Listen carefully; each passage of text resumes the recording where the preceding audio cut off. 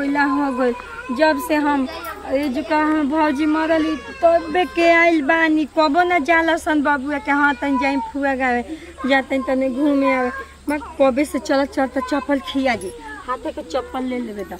अब के जाइम नु तो कुल जानी से कगो लुगा लेम दाल ले जाई में जो बड़ा चना हो खेला ले जलो सन कबहू ना ले जलो सन। अब के लिए तो रहम 6 महीना तक जाई कतनो कुछ करी हसन जाइम नहीं जाई के रहम खाई आ तब जाइम। बाप रे बाप ये भौजी रही के का ना जैसे भेजई हन का ना दी हन। बाप रे बाप सुन ले बानी कहियन भौजी बड़ाई करी हन कि हमें पतो खूब निक निक खाना बनावली सन। अब की तजी हिलम नहीं जैसे यहाँ मार के रहम 6 महीना खाइम पियम मस्त करम। बाप रे बाप बुझाता कि अभी आइए गो नहीं चल चल तो गोड़ दुखा गो दुका चप्पलवा पहन ली ना तो कहिए सन कि फूजी कंजूस है चप्पलवा हाथ में लेके आवतनी। बाप रे बाप में मिठाई खाई ले ले भाई तन बतासा हो त महंगा वाला मिठाई के ले जाता हो घरी महंगा देता वसन। बाप रे बाप है आगो नहीं जाता नहीं। अब देखे का करत ऐसा कनी बा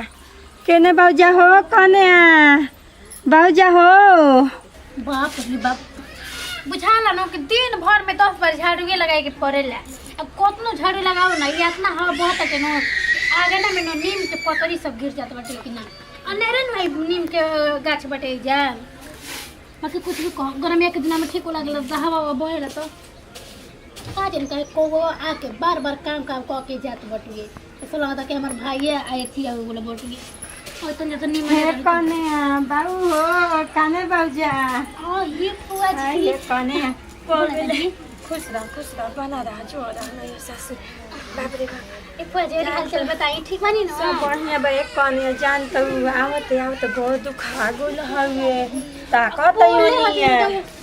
के बाबू लोग के सन त कहां लोकला हो सनोनिया रोडवा देनिया। हां लोग का लोग कम अरे फुआ जी और सब बताइए और सब बढ़िया बा। कने तो हम लोग बता लोग तो हम लोग निक बाऊ जानू भगवान की कृपा बाटे सब कोई ठीक बाटुए। अच्छा कने हमें तो हम लोग के मिठाई ले लई ले जा लोग बाबू के दे दिया लोग बांट के खा ली हलो। हां जी फुआ जी जान सब तो के का कने जरूरत आय कने तो हम लोग लइका मिठाई खाला सन से ना खाला तो हम लोग ना खाइबू लोग आ जान तो कने आ हाउ कने नहीं खिलो कथो बाकी जानी केने गोल बाई हो की कने हुआ फुआ जी हां एक कने गोल लागत नहीं खुश रह बना रह हां बनी रौरा लभिया के तो बैठते बानी छे। हां पानी ने लिया गोल ए दीदी लिए रे नो घर में है पानी लेके आवतनी ओही में। हां हां ओही में लेके जाई। हां फिर एथिया कूलर ओही में बाटे चली फुआ जी चली ता अच्छा अभी पानी नहीं ना पियले ओखनु पियास नहीं कला ते पियानी है पानी पियास नहीं कला कने बाकी कहा तो तोहरो बतिया रख देता नी चली चली ता चल बताओ कातन दिन पता आइल बनी। हां एक कने का करी अब दीदी मिठाई लेके आवतनी आ मिठाई के कौन काम है कने वो तो ना हम लइका बानी मिठाई ले पानी पियो ना फुआ जी देखी कतन के बाद बने नीमर सन के पानी ना पिए जाए पहले गोड़ धोए के लिया लेके तब मिठाई बाद में लिया लिया लेके। बाप रे बाप क दिन ले आइल में त निक निक खाए के मिलत है। अब बुझाता नु के कतना खा ली ही बुझाता मोटवाइए के भेजिए सन कने बड़ा निमन निमन चटक खाना बनावत है। हाँ बाकी कुछो कह जाइम थोड़े ना 6 महीना रहम त जाइम ढेर दिन पे आइल भाई रोज रोज थोड़े ना आई मैं निमन निमन खाए के मिलता है। अभी जाइम थोड़े अभी रहम कुछ दिन जाइम कहते कनिया लेके कुछ तनी और निक चीज बनाव लोग कने दही 12 तरह हाथ के बड़ा निक लागेला। रोज पूरी छानलू अकड़ी पकड़ी बना देलू आज दही 12 कहते बनाए कनिया के बोलावत तनी कुछ बनल तो लेवा लोग खाई भूख लागल बने कुछ कहत ना खाना निक बनावत है जनू का कहे के ले फुआ जी ली खाली आ हे कनिया अब हई दे देलू साई का बनावत है खाए के निक जानतो कनिया तारा आ हे फुआ जी पता बा बनाले रहनी लेकिन आटा वे खत्म हो गला ऐसे तंचे हमर लइका भूखा असल रहलो ओकरा के दे देनिया आ एगो बचल है त आत के लेके आइनी है फुआ जी जाय दे कने ढेर बा जानतो तारा हाथ के बड़ी बड़ी दही 12 निक लगला एक कने लेकिन धोई नहीं खे धोई खत्म हो गइल बा ये मंगा कनिया बाजार से बबुले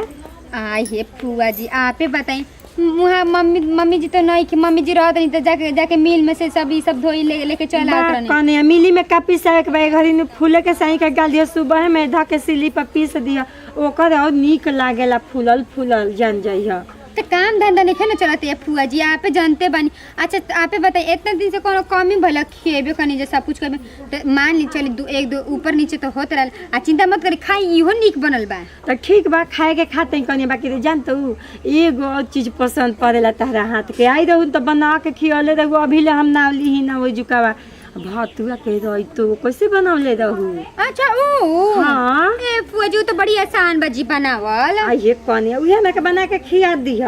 काहे के हम बहुत दिन से मन करता कनिवा कहते कि जाई में अपने गाँव नू मम्मी जी तो बनवा के खा ले। आइए मम्मी जी फुआ जी बाजा का देल फुलागनी जी जहीं बड़की दीदी रखले बनी बाजा का आपके प्लेटा में निकाल के जाके ले ली हट जाते ले आवे। हाँ। सही में उहो कनिवा हमरा खातिर रखेली हो दूगो चार गो बच्चा के। बड़ बड़ी फुआ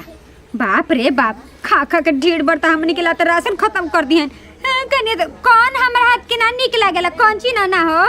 कोनो कह देती फुआ जी के हई निक ना लागेला लागत है हमनी के फुआ जी पूरा कंगाल जब सेलवन तब से 24 घंटा हमनी के खाना बना बना के करिया ही दुखाए लागल। कैसे फुआ जी जाइम घर से बहरी का है मम्मी जी कैसे आपकी ननद भाई जी कैसे हमनी के कबर में मत के चल गई नहीं अगर फुआ जी ना रहती नु तो कहिए बगे दिल रहती हाथा से घसीट के जानतनी की तो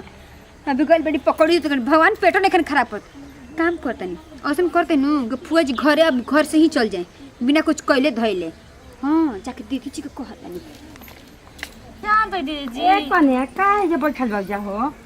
सुना ना एक कने तन जा तनी एक कप चाय बनावा ना हमरा के नींबू वाला। ठीक बा जाता नहीं जा तन बना के लेवा है जे बैठा तई खटिया पर। हां जाई अरे बड़ा ई बुढ़िया बदमाश बिया रे कहता ना एकर पेट में लाला मरले रहेला हैं दिन भर खाली खाही के बात करेले जब आई जब कोई की चाह तो हई तनी पकौड़ी बनावो जा तो तनी खीर बनावो जा तनी से एकर बुझाल के लाला मरले रहेला अपना घर खाए के ना का दो तो मिले रही से मुझे ना मिलला तब छछा ए जाइल बड़ी 6 महीना 15 दिन 20 दिन रही हन 6 महीना रही हन हम तुमकर का 6 महीना रहे देतनी अब दिन भया आया कहतड़ी कि हई बनाओ हौ बनाओ के दुनिया के कर तो भारा भखल बे आपन लइकन फइकन के नहीं खेते हैं चलत की बना के देही आ उनकरा के दुन तो बना के देता तहार दे चलत तो तू बना के दो हमरा बस के हे मैया उतना नौकरानी ना हनी हम क्यों नौकर ने खट खट के देत रही ये जाने कहां भाई शाम खाए के पानी बनी कि ना बनी करे हां दीदी बैठ हई साँझ हो गई खाए के पानी ना बनी बनी जाता नहीं तब दोनों जाने के का घोटा रहेला हां चली ना जी चली जल्दी आओ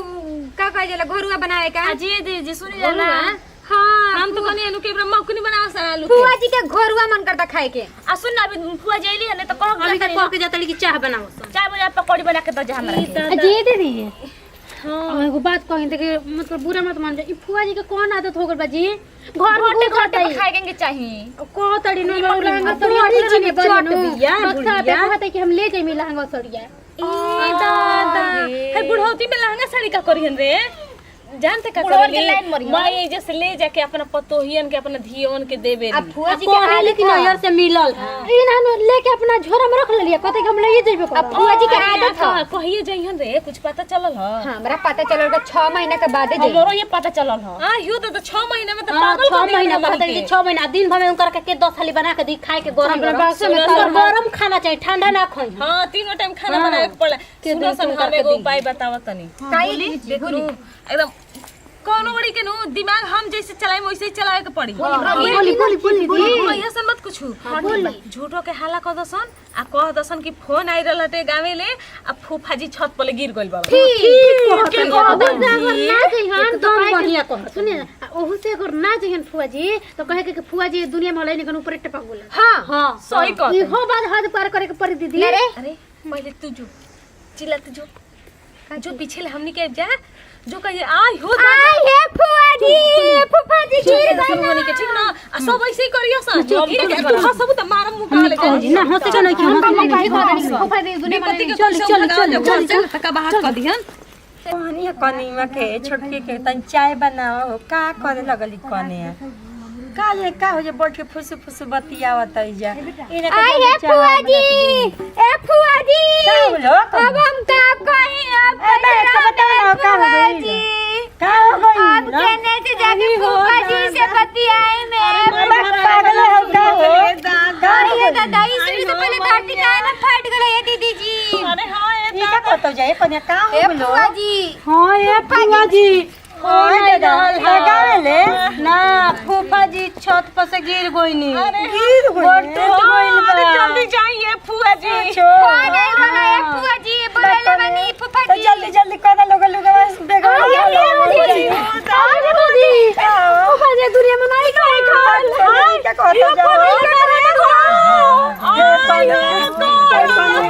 अरे फुआ जी का हल्लू गा बेगा में कदा लोग तनी लाल कर गया अरे बोला ना अभी बहुत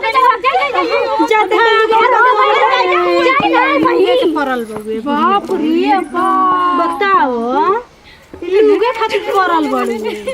फुफा जी कौन है दीदी जी तो के कर आइडिया हटे ही बताओ ना आज के हमारा नु हो तो ना जा बोल हाथ टूटला हम जन्नी है को ना उठियन तो ना उठिया यही तो कनी ऊपर सुहा हो गेला अरे अभी लुगा में कैसन ललका लुगा मांगत रही रे उहे लहंगा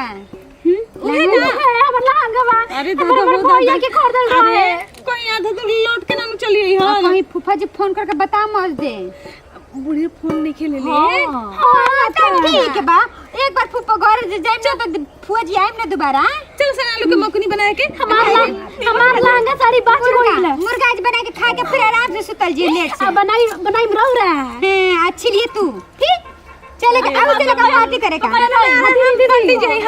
बनाई बना के बनाई हां रोना हाथ में ज्यादा दे